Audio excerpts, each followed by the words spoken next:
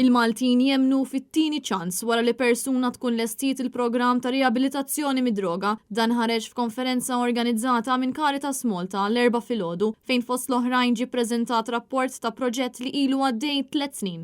Il-peers huma dawk l-individwi li indirizzaw il-vizzi u problemi tagħhom fejn issa qegħdin jgħinu lill-oħrajn li bħalissa jkunu għaddejjin minn żmien ta' riabilitazzjoni u min-naħa tagħhom il-peers jistgħu jtejbu l-kwalità tas-servizzi soċjali.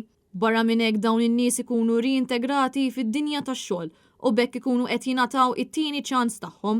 Fir-rapport kien żvelat li f'pajjiżna dawk l-individwi li jkunu lestew il-programm ta' riabilitazzjoni u jagħmlu 3 snin mingħajr ma jerġgħu jaqgħu għall-vizzju ta' droga għandhom potenzjal qawwi ħafna sabiex isibu impjieg jew jgħinu lil dawk in-nies li jkunu għaddejjin mill-programm ta' riabilitazzjoni.